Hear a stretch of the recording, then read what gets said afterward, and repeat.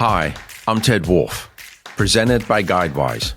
Welcome to the Implementors podcast, where we connect you to the stories and insights of people who have mastered implementation. Why? Because ideas are easy, but implementation is hard. Join us as we uncover the secrets of successful implementation so you can conquer your implementation struggles. Welcome to the Implementors podcast presented by Guidewise, where we focus on the topic of implementation because ideas are easy, implementation is hard. Today, my guest is Dr. Hod Lipson, a pioneering figure in the field of robotics and artificial intelligence.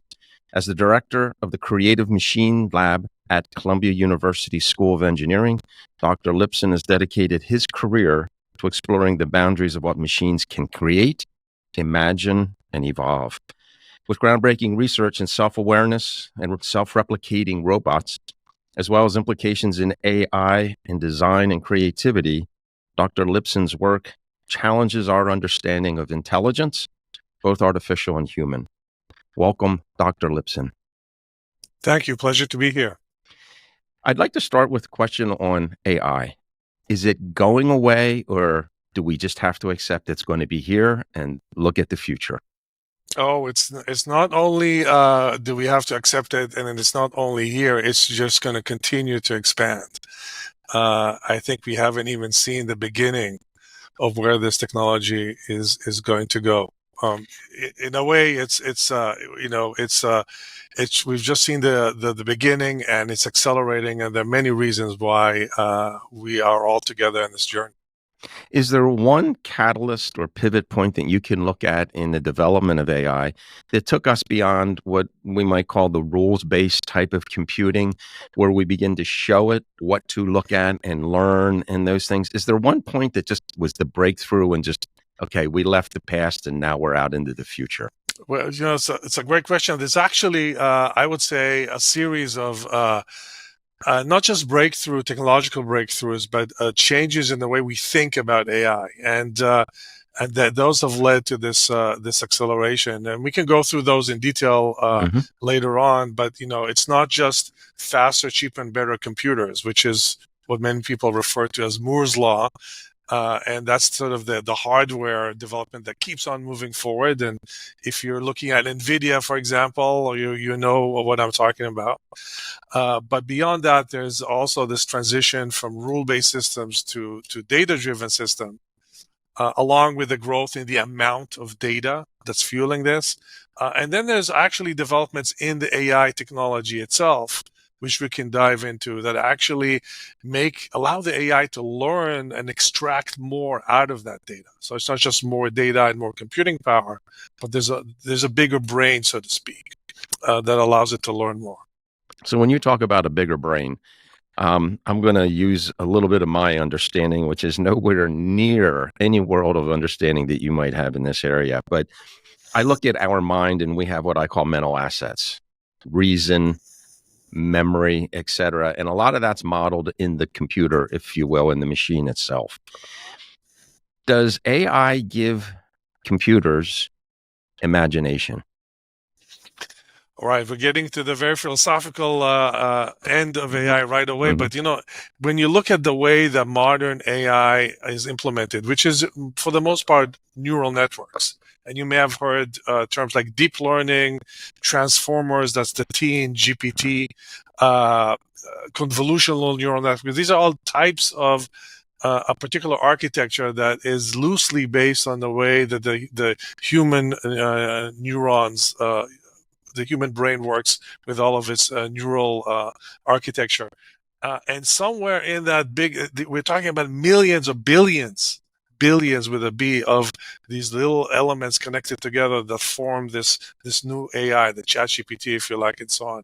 And somewhere in that spaghetti of billions of neurons, there is memory, there is reasoning, there is deeper thought, there's temporal reasoning, all the things that all these attributes we like to think about when we think about thinking are all embedded in there somewhere. But it's hard to point at it. It's hard to say here's the memory, here's the reason, the reasoning. But it's all there somewhere. and it imitates very much the same kind of behavioral, the thinking that we see in humans and animals. Mhm. Do you Would you say that then AI actually has self-awareness? Well, so. I've been looking at self-awareness for a long time, and to me, that's if you look at the progression of AI, one of the big questions is where are we heading with this? Where is it going to end? And self-awareness is clearly sort of the one of the biggest questions. It's the sort of ultimate thing that we see in human intelligence.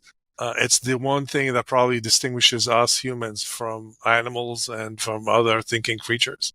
And so it's a great question. And I would say that the I've been reading all the books about self-awareness and you know theology and psychology and cognitive science, and it's very hard to pin down what is self-awareness. And if you don't have a good definition, it's hard to know whether AI actually has it. So I have my own definition, Mhm. which I'm going to share, which is that self-awareness is really the ability to imagine yourself in the future.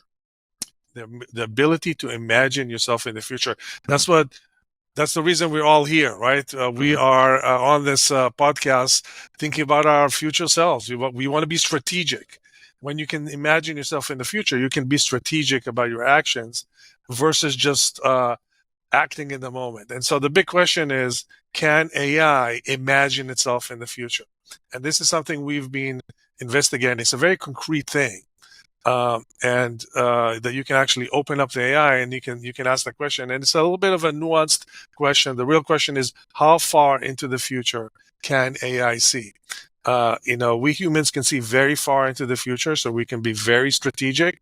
My dog can probably see a minute into the future, Mhm. so it can taste food before it eats it, but it's not worried about retirement. So the question is, how far is AI? AI see into the future? And when we look at, let's say, our robots, we can see that they can see about a second into the future. So we're talking about seconds. As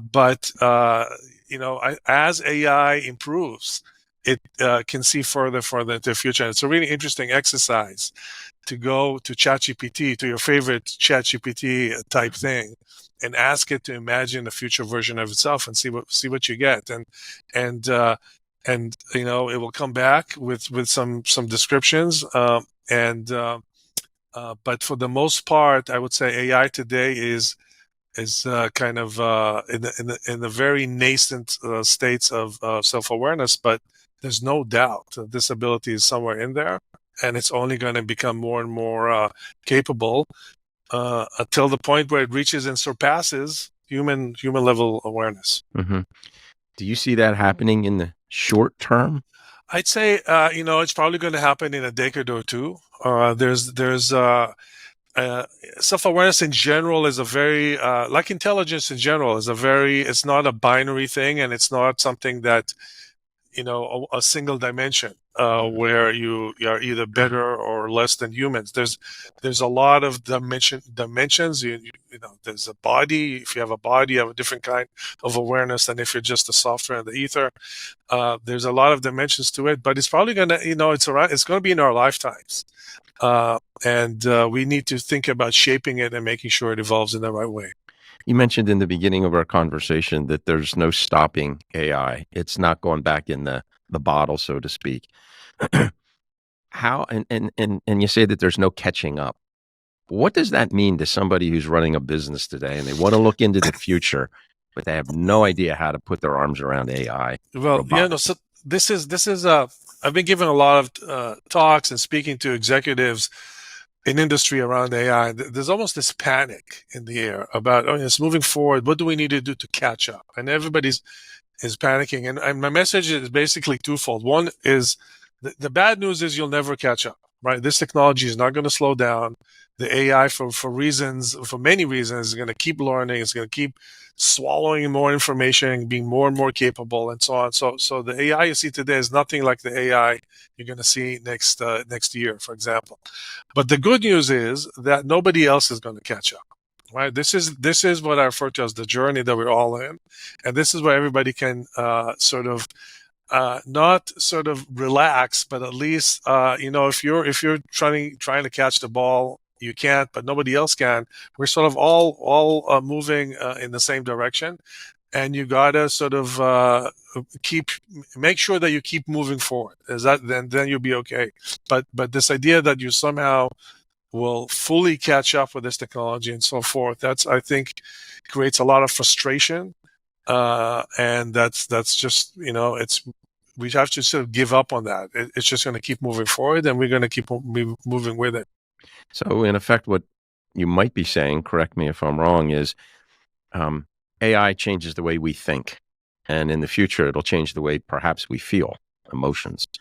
And if we don't keep current pace with that, the pace of change will be too fast that we won't be able to adapt to it. So I think what we're going to see is sort of almost a bifurcation of either you steer this thing in the right direction, you keep moving with it, or you get dragged along. And what I mean by dragged along, you can't opt out of AI. You can't say I'm not doing AI. You Mhm. basically have two options. You're either going to steer it, or somebody else is, and you're going to sort of pay them and use their services, and you're just going to ride it. And it happens in many industries. There are leaders and there are followers, but you can't opt out. And this is the one thing that's very special about AI. It's unique technology in the sense that it's everywhere and it's invisible. Mhm. You can't. You walk down the street, you don't see AI, but it's there. AI is tracking you, knowing what you're doing, collecting data. It's everywhere. It makes its way into every aspect of our lives. Our investments, our data, our cars, our cell phones, everywhere all the time, and yet you can't see it, and you can't walk away from it. You can't say I'm not doing AI. You can't. It's going to make its way. So these are both amazing and terrifying powers, that it's everywhere and you can't walk away from it, and it's so powerful. And this is why sort of we have to engage. And this is, I'm on a crusade really to try to get people to understand, this is moving forward. It's actually not complicated. It's a powerful technology, but you can use it to do amazing things, or you can just hope that somebody else does. So let's look at a business application if we can. One way you mentioned self-awareness is the ability to imagine yourself or imagine a different future or what it might be like. In business, one way we do that is through strategy. I want to get to point B and I'm at point A now. How do I get there? What do I do? How does AI and robotics, machine learning, all of everything that you're working with help us look, as I'll say, business people, at strategy and envisioning a different future? So, when increasingly when you look at AI in business, it boils down a lot of it into data.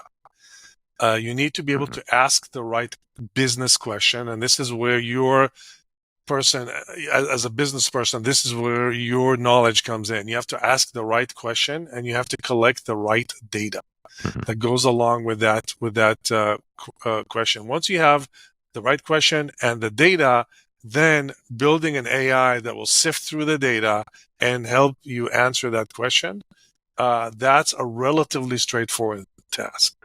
It's all about collecting the data, and we can go lots of examples and see how that works. But that's basically it. And I've seen many cases where people who might not be necessarily know much about AI, they don't have necessarily a lot of tech skill, but they can identify a business question and the data that's needed to ask that question, and from there, they can start doing amazing things.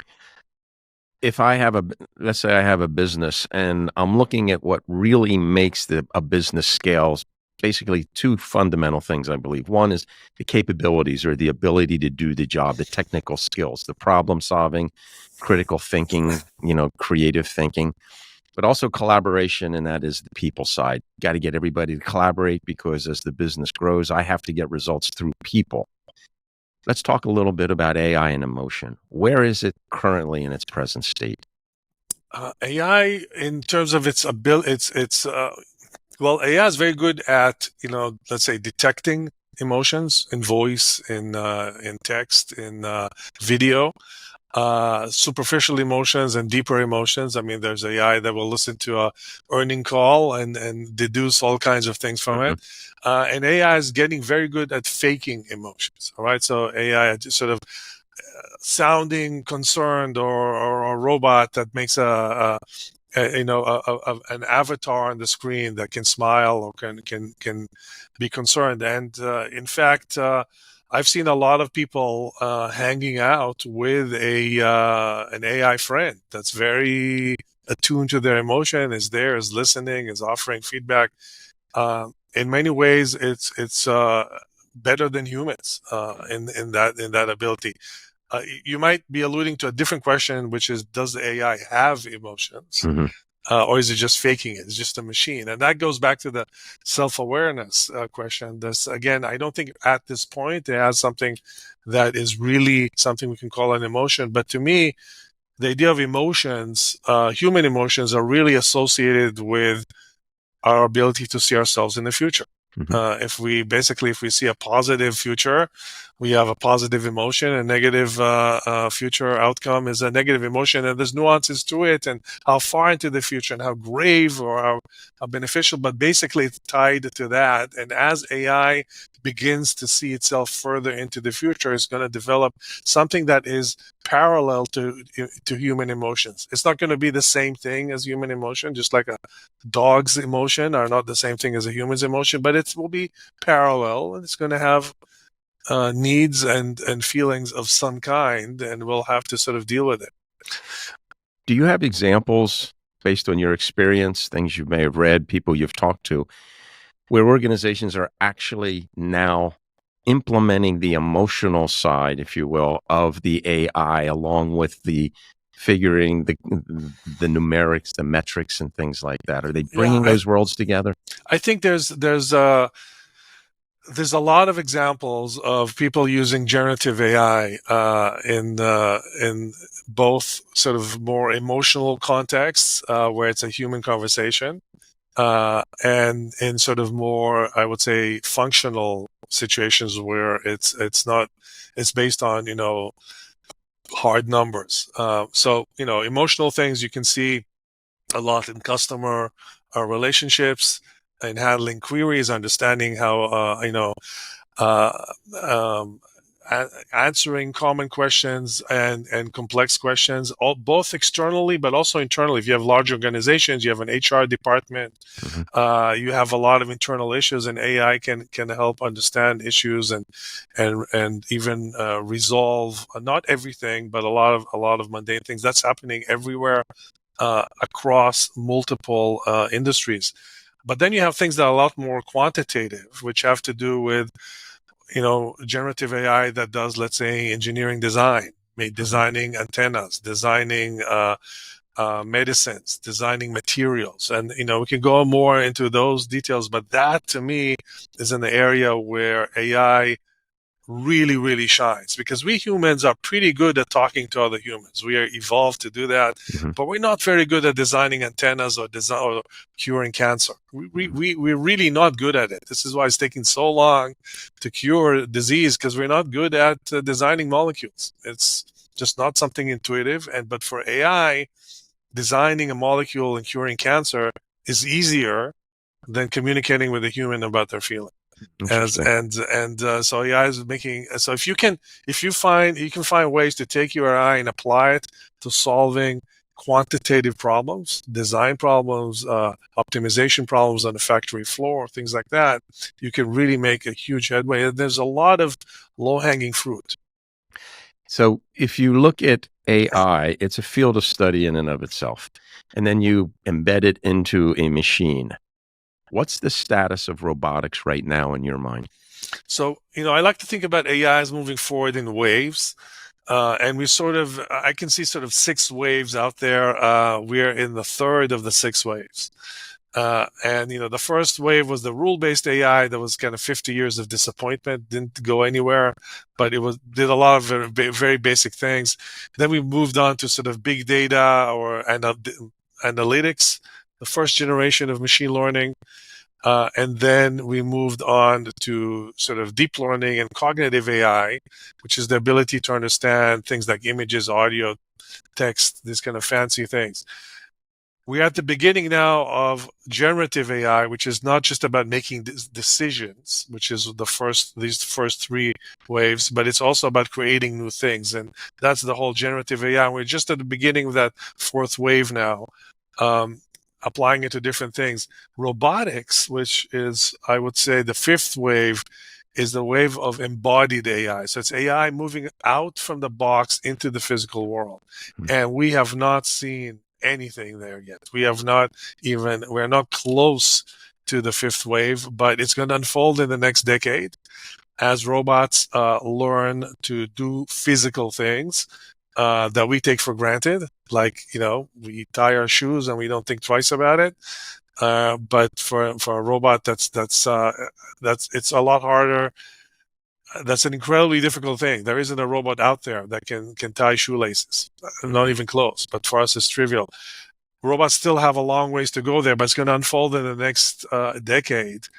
And as robots learn to do physical things, all bets are off. There are numerous tasks numerous new ways that AI can engage with the world once it has a body. But we're not there yet. Again, that's still to unfold. So what is there one thing or what things will hold this explosion of robotics breakthroughs from happening? Is it AI? Is it the machines themselves of what we can do, the capabilities of the machines? Will it be social contracts, government, et cetera, figuring out how to implement that in society at large? So I'm not sure if you're asking what's going to make it happen or what's going to stop it. What's going to stop it? What's going to stop it? What could stop it? There's the ultimate.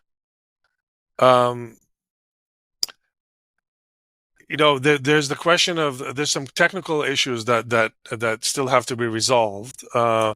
One of them, as I mentioned, controlling physical robots is a lot harder than writing a Shakespeare poem. Okay.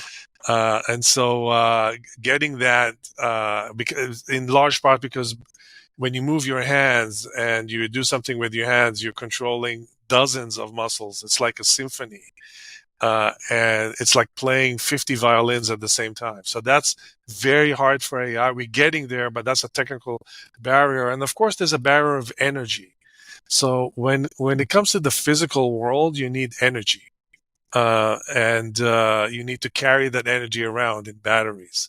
It's a very practical limitation, but we humans, one of our incredible abilities that we take for granted is not only that we're smart, but we do it with using very little energy. The human brain uses only 20 watts. It's like a dim bulb. It's nothing. And in contrast, the AI today, even the simplest AI uses kilowatts to do anything. So that is a big detriment for physical robots. It's okay in a data center. It's a problem for robots. So we have energy and we have that ability to control multiple borders. But then you're absolutely right. There's these more complex issues of labor, of regulation. Physical robots can do damage. The safety issues. If you're deploying a physical robot, you need to make sure it's safe. If you make a mistake, if a physical robot makes a mistake, mistakes are more expensive in the physical world than they are if you mess up a game of chess. You can start over, but if a robot falls over and breaks, it's hard to repeat. So the physical world is unforgiving, and that's it's harder. So we're going to have to sift through regulations, safety, energy, and the sort of the whole labor market question before we move forward. Okay. You had mentioned that there's 6 waves we're going through. You gave us 5 of them, robotics being the 5th. What's the 6th?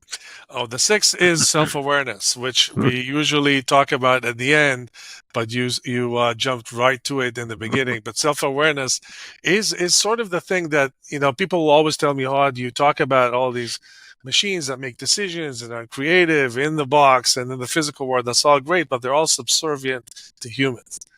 What about, can machines have emotions, and can they have free will? Can they want something that's different than what you want and start acting on it? And this touches on consciousness and self-awareness. And even though it's furthest down the line, it's that end game that anybody who's thinking seriously about AI jumps to. And they say, okay, well, I can see where this is going. How does this end? And this is part of what I want to diffuse, is that we need to think a little bit more about the journey. If we worry about too much about self-awareness, we'll miss all these incredible opportunities right now to cure cancer, to solve climate by making better batteries, better photovoltaic, curing Alzheimer, cleaning water. I mean, we can knock out almost every one of the things that ail the human race if we steer AI in the right direction. So AI can cure cancer, but it can also be used to make more addictive drugs. And I don't know this, but I'm sure that bad people are using it to do that, exactly that. So there's this race, and we have to make sure that we use AI to make a cure to drug addiction. AI can help us do it, but we have to steer it. So AI can do incredible things today, even just given the last 2 years of what's been going on. How do you see AI helping us implement AI and robotics in our businesses, in our daily life? So I think, again, it's all about identifying that business challenge and the data that goes with it. And I see almost in industry, you can see the companies that survive in the AI race, that lead, are those that again that have their own data assets, their unique data assets. The AI technology itself is moving. It's open source. It's free. The computing power is a commodity. Programming AI is becoming almost a commodity. AI can program itself increasingly. So even the ability to program, to write software, is not a barrier. The only asset really is the data, and that's so thinking about the challenge. So if you're running a logistics, a packing and logistics facility, you have a lot of things moving around. You want to understand where failures are occurring, or where the bottlenecks are, or how to improve things, or how much more capacity you have in some area versus something somewhere else. If you collect all that data, you can pretty quickly set up an AI that will give you those answers. But you have to collect that data. And setting up all the sensors and the cameras to do all that, that's where it begins. And once you have that, you can do amazing things. It's true for designing things. It's true for optimizing operations. It's also for human-based organizations. So you're the director of Creative Machines Lab at Columbia University School of Engineering. What's one of the most surprising breakthroughs that your lab has achieved so far? So, it's a moving target. I have to say, things that were amazing and surprising to me, instead of some of them are now kind of trivial, but and some of them were complete surprises. But I can tell you, quite a few stories. I guess the thing that we are working on right now, which is to me fascinating, is it might sound a little bit trivial, but it's actually very difficult. Is robotic lip synchronization. So the idea that when a robot talks to you, it actually moves its lips while it talks. And I know it sounds like a small thing, but it turns out that humans spend half of the time when they're talking to somebody looking at the lips. And the reason that robots kind of feel uncanny to us in large part is because they don't move their lips. They talk without moving their lips. If you look at all the fancy robots out there, they all sort of have Muppet type motion. So we're working on that. And again, it's done by having a robot sit in front of a camera, talk. In the beginning, it talks like a Muppet, but it gradually watches itself as it moves. It watches YouTube, see how people talk. and it learns to gesture and move its eyes and move its lips and its face and its eyebrows in a way that is similar to the way humans move. And I can tell you, it's a fascinating thing to watch and see how that unfolds. And I'm surprised to see how important that is, the human-machine interaction. So if we take a look at a business again, what parallels do you see between teaching employees how to do their job and teaching children how to behave? Teaching, well, I thought you were going to ask me how what the similarity between children and AI, which is, Hmm. about employees, it's you know, I don't know how to answer that. I do see increasingly that we're moving away from rules Hmm. to examples. So just in the same way that if you want to teach a child to behave, you can give them all kinds of rules, but at the end of the day, the way children learn is we teach them by shaping their experiences. If a good parent will not just say do this and that, they'll actually shape the experiences the child had, hopefully in a positive way, that the child learns the right kind of ethical behavior and appropriate behavior that's difficult to quantify with rules. And increasingly, I'm seeing the same thing being done with AI, and the same thing also even with people that use AI. In a strange way, this is a fascinating thing I've just learned, is that if you want to get more out of your AI, your ChatGPT, let's say, you have to be polite. I don't know if you know that, but if you ask a question, from your ChatGPT, you don't just say, give me this, and that.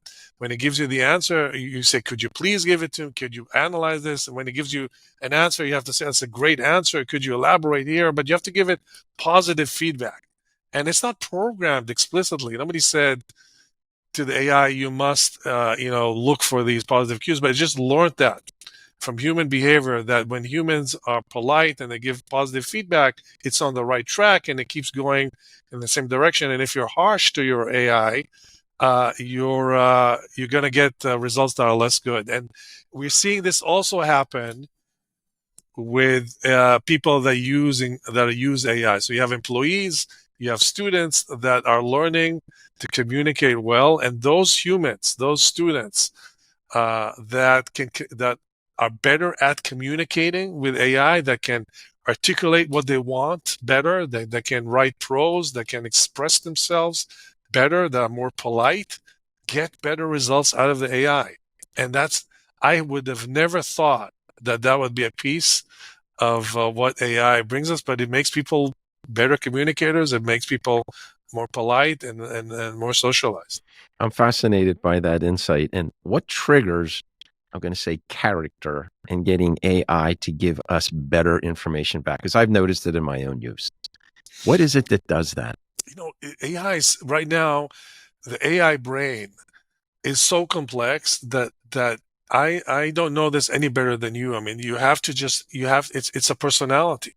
Mhm. You have to interact with it, and you have to learn. And you know what? I think that as we move forward, this is kind of one of the thing that a lot of people miss, is we're not going to have just one AI. We're going to have, we're going to have more AIs than we have humans. You're going to be there's going to be an AI that's going to be with you the whole time, will know everything you know and experience everything you experience. There's going to be an AI with me that experiences my life. There's going to be an AI for my family, for my business, for my community, for everything I care about. There's going to be lots and lots of AIs, and their personalities are going to be different. And we're going to learn to interact with these AIs in the same way we interact with humans. There's going to be AIs that are going to be harsh, and AIs that are going to be kind, and AI they're going to be very knowledgeable about a particular topic, and AIs they're going to know a lot about something else. And this is part of our evolution. Is going to be exactly what you asked. Is we're going to have, as humans, to learn to evolve with this new species, and learn how to communicate. We're going to have to learn how to communicate with an AI effectively, so it answers. And I'm here a department head. I have a lot of different professors here in our department. I communicate with different people in different ways. Some people I know I have to communicate a certain way, and some people I joke around, and some people have to be serious. I mean, part of my job is managing these personalities, and we're going to have to do the same thing with AIs, and this is to me the fascinating era we're entering. So if I take a look at AI and it has personality and character comes into play in the interaction and relationship I develop with my AI, I embed that into a robot. Can a robot ever experience a gut feeling then? Yes, no doubt. Yes, a robot. So for AI, everything is a gut feeling. Everything is a gut feeling. It's all these new all the AI that's based on deep learning Mhm. is sort of the equivalent of gut feeling. It's not logic. It's not deduced by rules. It's all this kind of gut feeling. Now, there are the types of AI that are more rule based and analytical. If you're adding numbers in a calculator, that's not gut feeling. That's the very precise and very repeatable. But when you ask an AI to explain something or whether this is going to happen or that, it's the equivalent of a gut feeling. It's obviously not a gut, but Mhm. it's sort of it's intuition. Let's put it that way. Dr. Lipson, let's go back to the beginning if we can. What inspired you in your life? What events, role models, whatever, inspired you to pursue a career in robotics and artificial intelligence? Well, for me, it's sort of I was for many years a design engineer. And as a design engineer, you design, you spend a lot of time designing things that are actually quite mundane. You don't necessarily design rockets that go to the moon. You're designing shelves and brackets and pieces, things that are, machine parts. And as I was sitting and doing that, I kept thinking, there must be, a better way to do this. And how about instead of designing a machine, we design a machine that can design other things. Let's go one level up and make a machine that can design things for us that can be creative. And that's the origin of our creative machines lab. But it's this idea of the ultimate quest is not to design anything, but to design an engineer that can design new things. And if we can do that, I believe we can start solving our greatest problems, from cancer to climate. And that's exactly what's happening. When you look into the future, when you look in and you see all the things AI can do, solve cancer, help Elon Musk put a man on Mars, whatever it might be, we have to be able to manage change personally. How can a robot or AI help individuals better manage change? Because that's the downfall of implementing high productivity and efficiency in an organization. Right. How do we do that in ourselves? That's a terrific question. Um, that's a terrific question for which I don't have a good answer. So I'm going to have to almost punt this question. A lot of it is exactly what we're doing right now. We just have to, understand this is not magic. AI is not some mystical thing that you see in the movies. It's a machine. We know how it works. We understand it. We know how to control it. We know how to make it solve problems that we care about, and we can use it to do amazing things. So I want to, I think, continue these kinds of conversations. And if you want to use AI in your particular area, you just have to sort of talk to people who are knowledgeable in your area and think about the challenges and take that step. But it's not magic. It's very practical. You can do amazing things, but you just have to set your mind to it. And that's the only way to really diffuse the anxiety around AI. Mhm. So you obviously are very excited about everything that you're involved in, and you can tell you're fascinated with the future. What's in the future for you, Dr. Lipson? So, I spend my time sort of almost in a bifurcation of two different goals. One of them is I'm really fascinated with this sixth wave of self-awareness, to understand how it evolves, what is the nature of machine self-awareness. I have no doubt that it's going to be here in the next decade or two. Hopefully, I'll be here to experience it in its full glory. And I can't wait to meet that intelligent species that I can that can see the world in colors I can't see, hear frequencies I can't hear, and experience the world in new ways. So this is, to me, an exciting thing, and that's what I'm working on. Self-awareness is one of those small corners of AI that industry is still not interested in, and that's something I can do in academia in relative peace. Other areas, competing. But then the other part of me is working on very practical things, which is, okay, we have this amazing capability. We can transform the way we do design. We can solve all kinds of problems. We can get efficiencies in on the shop floor, in manufacturing floor. There's a lot of what I call low-hanging fruit. This is not going to the moon. It's not solving cancer. It's just making your conveyor belt run 10% faster because you can do something in a slightly more efficient way. And these are all things that I think we should and can, and we can improve our lives if we learn how to do. And these are things that I want to accelerate. So it's between this very lofty goals and the very practical. Bring those two worlds together, it will make a better world for everybody. Exactly. I believe. So if somebody wants to contact you, Dr. Lipson, what's the best way to do that? Best way is to reach me on email. My email is hod.lipson@columbia.edu. You can reach me on LinkedIn as well. I'm always happy to communicate. Thank you very much. This has been a fascinating conversation, and I look forward to that same world that you do. Thank you very much for your time. Wonderful. Thank you.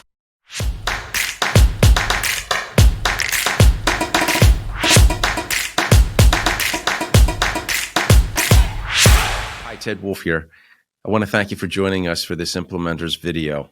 The Implementors podcast is presented by Guidewise, where we, along with our vetted member community, recognize that ideas are easy, but implementation is hard.